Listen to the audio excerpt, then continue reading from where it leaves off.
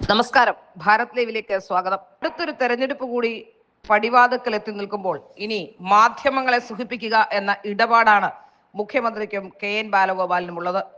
ഇപ്പോൾ മാധ്യമങ്ങൾക്ക് 14 കോടിയാണ് അനുവദിച്ചിട്ടുള്ളത്. സംസ്ഥാനത്തെ മാധ്യമങ്ങൾക്ക് 13.96 കോടി രൂപ അനുവദിച്ച് സർക്കാർ പത്ര ദൃശ്യമാധ്യമങ്ങളുടെ പരസ്യ കുടിശ്ശികയാണ് 4ാം വാർഷികാഘോഷവേളയിൽ തീർത്തിരിക്കുന്നത്. രണ്ടാം പിണറായി സർക്കാരിനെതിരെയുള്ള മാധ്യമ വിമർശനങ്ങളുടെ രൂക്ഷത കുറയ്ക്കുന്നതിനാണ് ഇത്രയും കോടികൾ ഒരുമിച്ച് അനുവദിച്ചതെന്ന വിമർശനവും ഉയരുന്നുണ്ട്. 500 കോടിയോളം രൂപ ചെലവാക്കി രണ്ടാം പിണറായി സർക്കാർ 4ാം വാർഷികം ആഘോഷിക്കുന്നതിനെതിരെ ശക്തമായ വിമർശനങ്ങളായിരുന്നു ജനങ്ങളിൽ നിന്നും മാധ്യമങ്ങളിൽ നിന്നും ഉയർന്നിരുന്നത്. ഇതോടുകൂടി മാധ്യമങ്ങളെ സന്തോഷിപ്പിക്കാൻ മുഖ്യമന്ത്രി പിണറായി വിജയൻ നേരിട്ട് തന്നെ നിർദ്ദേശം നൽകുകയായിരുന്നു.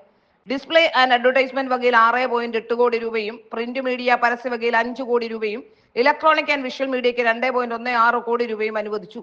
കടുത്ത സാമ്പത്തിക പ്രയാസത്തിന്റെ പേരിൽ ഏർപ്പെടുത്തിയിരിക്കുന്ന ട്രഷറി നിയന്ത്രണത്തിൽ ഇളവ് വരുത്തിയാണ് ഇത്രയും വലിയ തുക ഒരുമിച്ച് മാധ്യമങ്ങൾക്ക് അനുവദിച്ചിരിക്കുന്നത്. ഇതിനു പുറമെ 4ാം വാർഷികാഘോഷങ്ങളുടെ വമ്പൻ പരസ്യങ്ങളും മാധ്യമങ്ങൾക്ക് വാഗ്ദാനം ചെയ്തിട്ടുണ്ട്.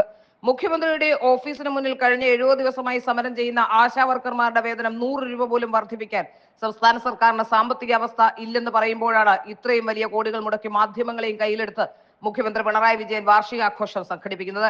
ഇത്രയും കോടി രൂപ ഒരുമിച്ച് കിട്ടിയ സ്ഥിതിക്ക് കുറച്ചു ദിവസത്തേക്കെങ്കിലും പിണറായി വിജയനെതിരെയുള്ള കടുത്ത വാക്കുകൾ മാധ്യമങ്ങൾ ഒഴിവാക്കുമെന്നാണ് സർക്കാരിന്റെ വിലയിരുത്തൽ.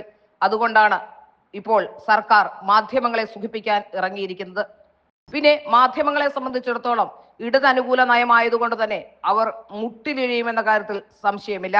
കാരണം മാധ്യമങ്ങൾക്ക് ഏറെ പ്രിയമാണ് പിണറായി വിജയനെ. പിണറായി വിജയനെയും ഇടതുപക്ഷത്തെയും ഏറെ പ്രകീർത്തിക്കുന്ന കേരളത്തിലെ മാധ്യമങ്ങൾക്ക് അവർക്ക് വീണ് കിട്ടുന്ന ഒരു എച്ചിലാണ് ഇതെന്ന് പറയാതിരിക്കാനും കഴിയില്ല. അതുകൊണ്ട് തന്നെ മാധ്യമങ്ങളും മാധ്യമ പ്രവർത്തകരും ഇനി വരിവരിയായി പിണറായി വിജയന്റെ അപദാനങ്ങൾ ഏറ്റുപാടുന്ന സമയമാണ് ഇനി ഉണ്ടാകാൻ പോകുന്നത്.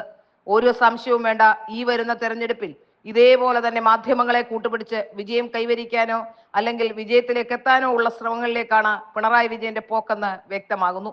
അതുകൊണ്ടാണ് പിണറായി വിജയന്റെ ഈ കാലഘട്ടത്തിലെ ഈ മാധ്യമങ്ങളെ പുകഴ്ത്താനോ അല്ലെങ്കിൽ മാധ്യമങ്ങളെ പണം നൽകി കയ്യിലെടുക്കാനോ ശ്രമിക്കുന്നതെന്ന് വ്യക്തമാവുകയാണ്.